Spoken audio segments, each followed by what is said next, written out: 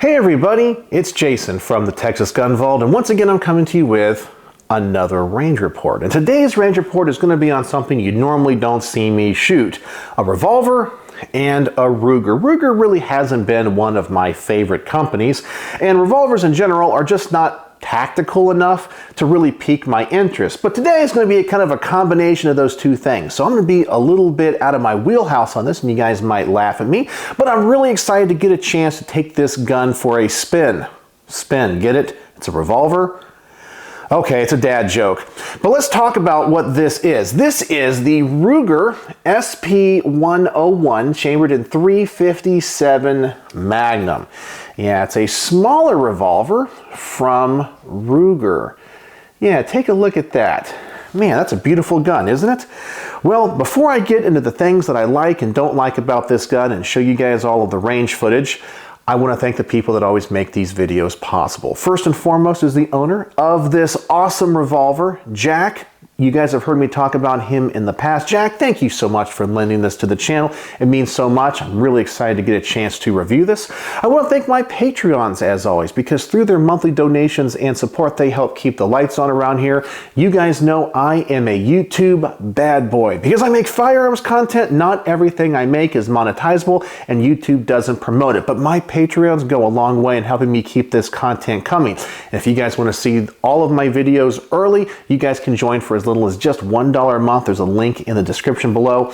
And as always, I want to thank my primary sponsor for all of these range reports, because he provides all of the ammunition, and that is my good friend Mark from Brownworks. And yes, it's that time again. In every one of these range reports, I talk about the greatest and best grip company you guys can purchase from, and that is Brownworks. Mark is an artist. He is a craftsman. He can make a wide variety of wood panel grips for a wide variety of firearms out of a wide variety of exotic woods and materials. His craftsmanship is the best in the industry. He is always finding new and creative things to put on grips. He can put on custom logos, custom engravings. He can make grips for guns like 1911s, Beretta 92s, and the entire CZ line of firearms. He also makes a number of grips for revolvers. I know he just introduced a set of grips for the Rock Island series of revolvers as well. So I'm sure he offers things for guns like the Ruger and Smith & Wesson. And I guarantee you, if you don't find what you're looking for on his website, or have a specialty gun or a rare gun, I guarantee you he can figure out a way to make the best grips for you. So I want you guys to go over to his website. I'm going to put a link in the description below, as well as a pinned comment with a 10% off discount code. And I want you guys to go over there, as I said, and if you don't find what you're looking for, make sure to contact Mark. Tell him what you want. He'll hook you up, because he has the best customer service in the business. And when you do, please tell him the Texas Gun Vault sent you. All right, so let's talk about what this revolver is. This is the Ruger SP101. It's kind of a smaller variant of the GP100, which is a very successful and well-respected revolver from Ruger. It's offered in a number of different chamberings. Probably the most popular, of course, will be the .357 Magnum 38 variant, but they also offer this at times in 9mm, I believe .327 Magnum, and .22 long rifle. There might even be another chambering that I'm forgetting. In the larger calibers, it's a 5-shot cylinder. With the .327 Magnum, it's a 6-shot cylinder, and with .22 long rifle, it is 8 shots. So you do get a lot of variety in there. And once again, this is a very well-respected revolver, so I'm really excited to get to shoot it. So let's talk about the things that I like and don't like. And the first thing I want to say is I really love the material that this is made out of. I love stainless steel revolvers. It just has that right look. It has a classic look to it, and it's really easy to clean and maintain. So having a stainless steel revolver, I think, is just the way to go. Now, don't get me wrong. A blued steel revolver still looks beautiful. Man, those old Colt Pythons with that deep blue, it looks beautiful. But I think from a practicality standpoint, stainless steel is the way to go. Something I noticed handling it here on the workbench that I really like is its size. It seems to be a little bit bigger than your standard snub-nosed revolvers. I have a couple others here on the table. Here is my wife's Smith & Wesson .38, and I have my father's old Charter Arms undercover. Now, one of the things that I never really liked about snub noses, besides not being able to shoot them very well, is especially the ergonomics of these particular guns. I find them just to be too small. Now, I know a lot of people say that's perfect for concealed carry, and these things were carried by police and detectives and people for a very long time, really before the semi-auto craze that we live in now, and I totally get it. But for me, especially ones that are chambered in .357 Magnum, having them in such a small gun, it's just not very comfortable. This seems to kind of be a nice balance. It's definitely a small revolver, but it's not so small that I think it's going to hurt. And let me show you a little bit of comparisons here. So here is my wife's Smith & Wesson, and here, of course, here is that Ruger SP101. And maybe you can see here, the frame is a little bit bigger. Obviously the barrel's a little bit longer, and I can tell you the grip is a little bit longer, and that helps me get that third finger on there as well, which is going to help me control the recoil. So I really like the size of this as well. Something else about the ergonomics of this gun I really like, and I've always thought Ruger did have the best design, is the push-button cylinder release. I've always liked that with Ruger revolvers, even though I'm probably more of a Colt guy, but I tend to buy Smith & Wessons if I am going to buy a revolver. I kind of feel like these push buttons just are the way to go. It's very natural and ergonomic. Now, there's nothing wrong with a Smith & Wesson where you push that cylinder release forward, or a Colt where you pull it back. I just find this to be more natural. It's moving fewer things, it's less motion with your thumb, it's just more natural. I've always liked that. And so overall, I really think that Ruger designed a very nice sized, ergonomic, small revolver. It's not the smallest thing out there, but it's big enough that you feel like, yeah, it's a substantial gun and I can shoot this well. It just feels good in my hand, so I really like that. All right, so let's talk about a couple of the things that I don't like, and one is going to be a cosmetic issue, and this goes with many Ruger firearms and even to some extent Beretta firearms. Why in the world do they have to put writing on the bottom of the barrel? So here it is. I don't know if you can see. It's one of those read the owner's manuals before use. You don't even know it's there until you clean the gun. So it's not like it really does anything, but I don't need the instruction manual on the side of the firearm. I have seen no statistics where somebody has been saved from an accidental shooting because that was on the gun. Many companies don't even include it, so I don't even know if that's part of a lawsuit. I have no idea why it's there. When you build a beautiful gun like this, please don't put on the owner's manual anywhere on the gun. It just, in my opinion, kind of ruins it. And the other thing about this I'm not a big fan of is the sights. I have never really liked trench sights in revolvers, and yes, that is the old school traditional way of sighting a revolver. I totally get it, but I sure like the companies like Smith & Wesson on some of their models they do offer a fin sight on it in the back or a blade sight in the back. I really like that. I find that these valleys, because there's no adjustments on them, I kind of have to hold the gun and look down a different way than I'm used to shooting semi-autos, but I understand why they are the way they are. They don't snag, they're natural, they're built right into the frame.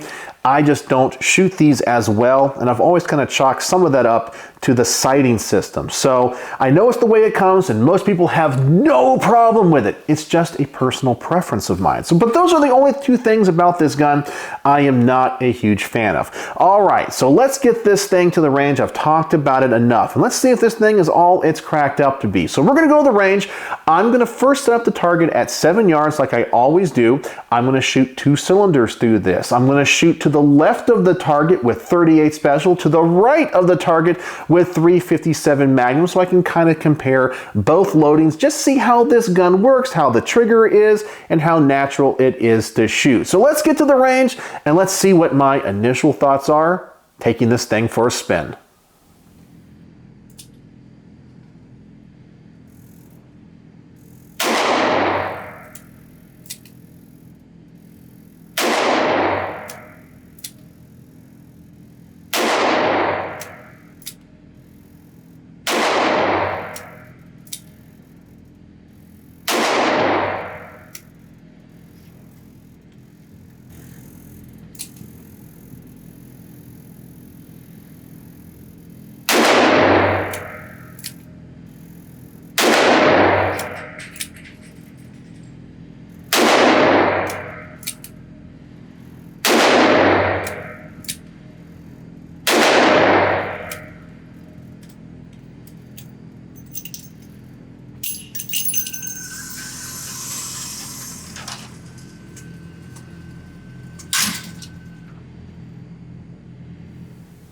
All right, and so I know some of you guys are going to ask first, what kind of 38 special ammo was I using? Well, Mark had sent me some tool ammo, yeah, some Russian-made steel case 38 special, and that's what I was using in this, and man, it was like a pyrotechnic show.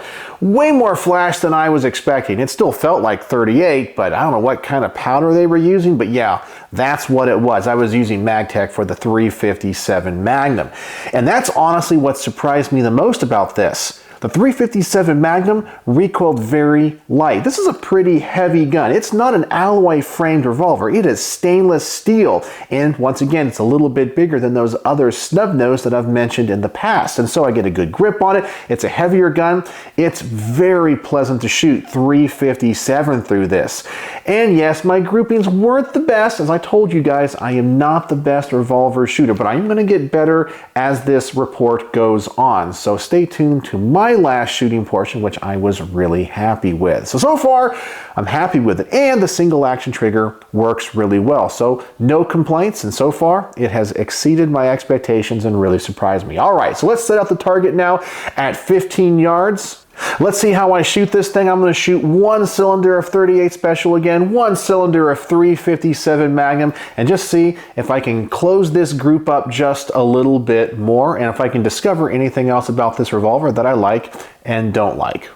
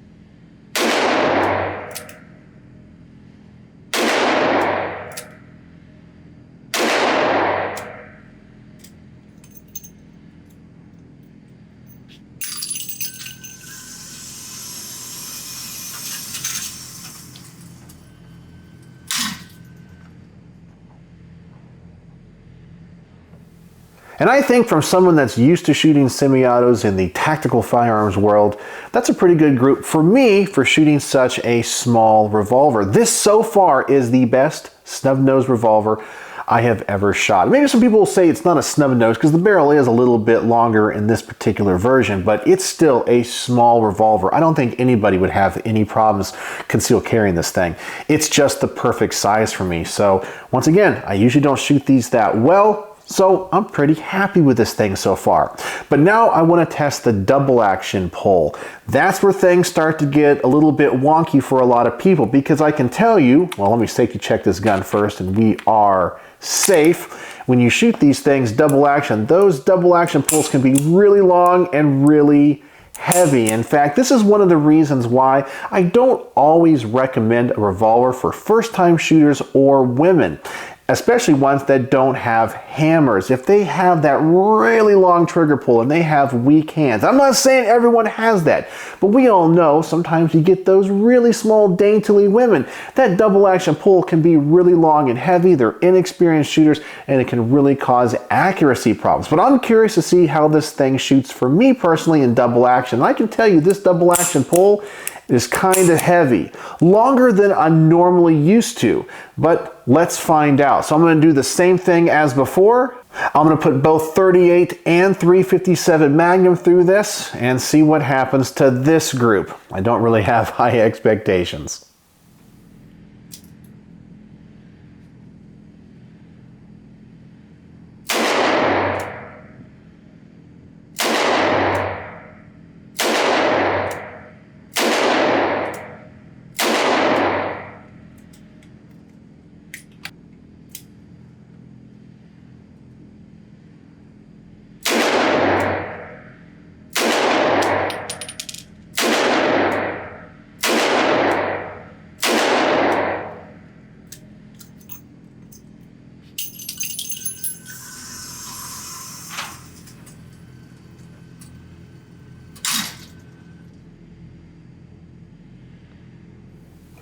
And even though so much about this revolver I like and have been impressed with, I'm not really happy with the stock double action pull. Now I'm sure there's probably some gunsmiths out there that can lighten that up and make it a little bit more short and crisp, and that's something that I would probably do if I own this. So far I think it's the weakest part or the worst part of this revolver. The next thing I'm going to do is see how fast I can shoot this thing. I always try to shoot every gun that comes through the Texas Gun Vault fast. This one I'm probably going to shoot kind of slow because that double action is so heavy and so long, but it's worth seeing what I can do. So let's see what happened.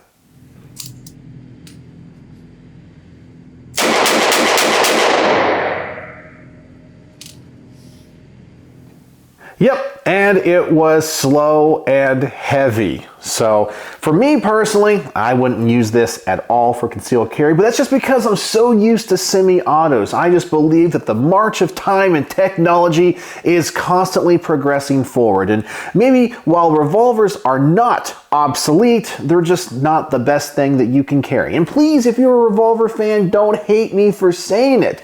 I'm just saying that just like computers replaced typewriters, I honestly think modern semi-auto technology has replaced the revolver. Typewriters can still work. You can own them and use them.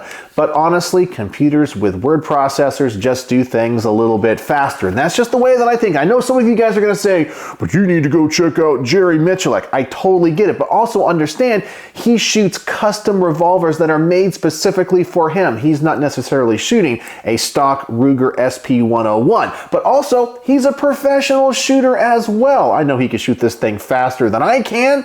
I'm not claiming that I am a world-class shooter like that. So I just want to dispel any of those comments before you guys make them. All right, so the next thing I'm going to do is kind of resting this thing on a barrier and shooting a target at 20 yards. So far, I kind of feel like I'm getting to shoot this thing more and more accurate. I'm getting used to these sights, and maybe if I rest this on a barrier at 20 yards, I'll get pretty good and usable results. So here we go. 357 Magnum. Let's just see how I do and what this group looks like.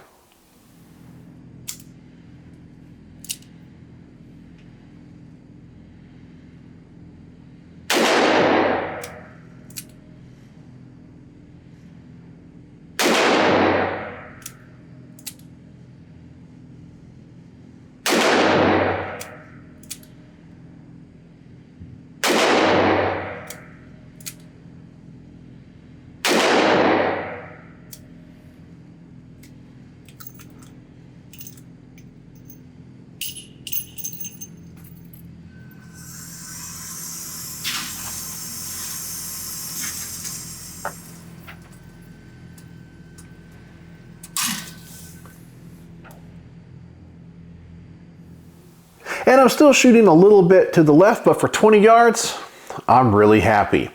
All right, so one more thing I want to do before I give my wife a chance to shoot this thing. I want to give you guys a different view. I'm actually at the range at a time where nobody else is there. Often I try to go there late at night and I have 24-hour biometric access to this range, but inevitably somebody's always there. So I can never set the camera out downrange because I can't walk out there when other people are there. But today I can, and I wanted to give you guys a version of me shooting with the camera out towards the target. I have to say, I'm going to be really happy with the results of this. First off, I think I look pretty good shooting it, but I've gotten used to sighting this thing in. I'm gonna shoot the target at 7 yards, 2 more cylinders of .357 Magnum, and I have to say, I'm pretty happy with these results.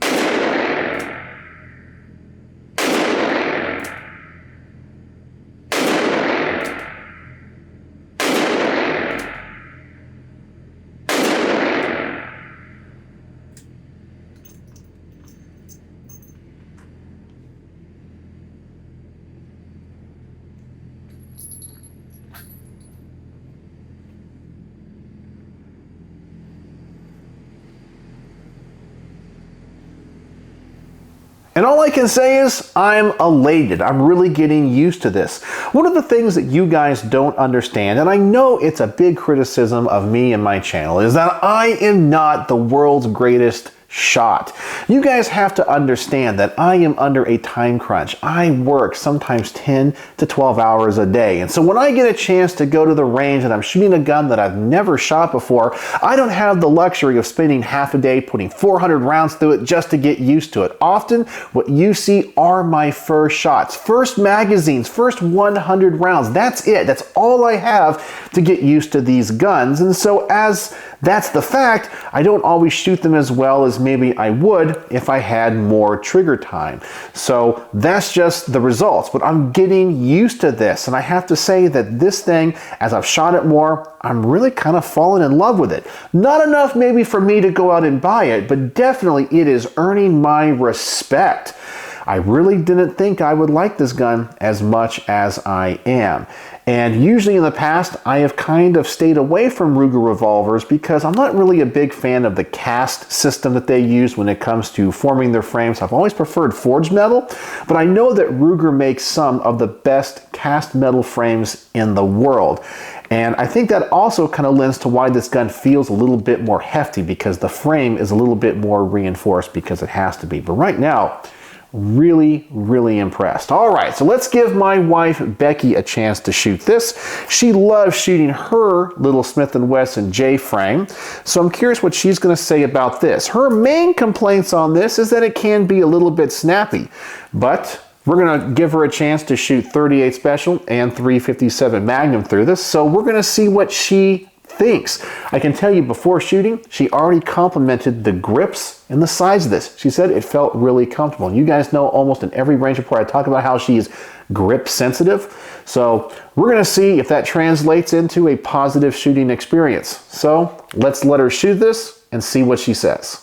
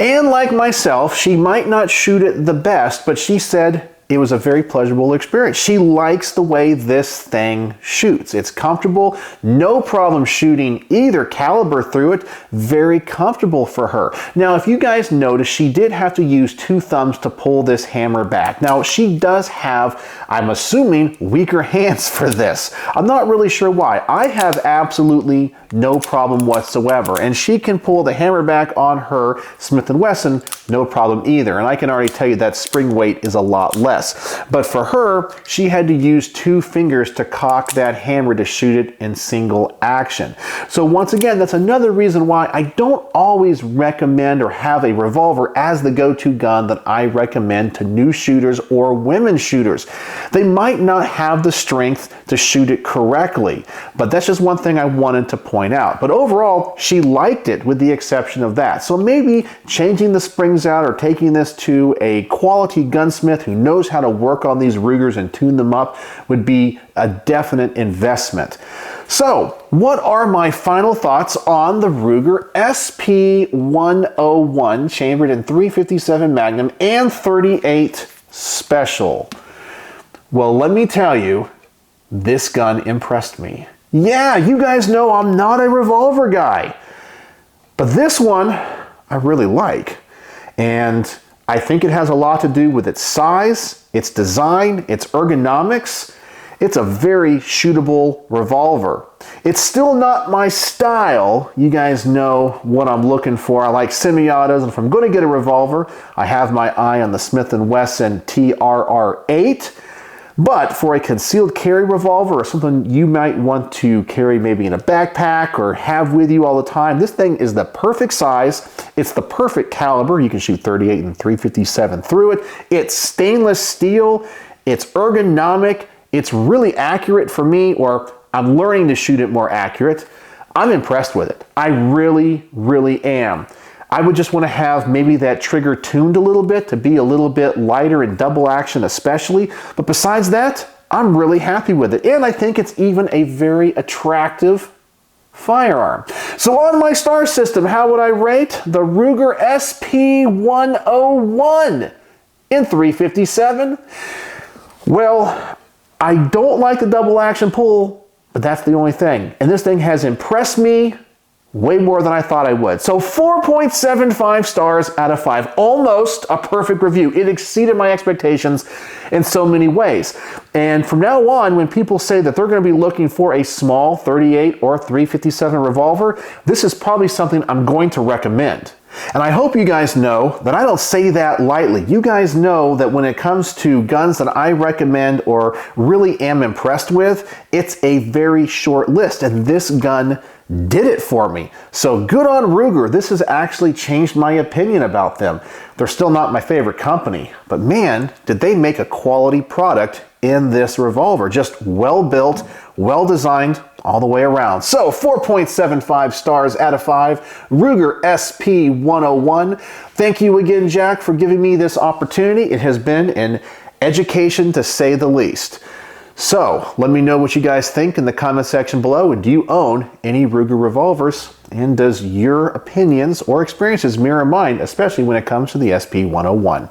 So, as always, thanks for watching. Recoiling. Normally 38.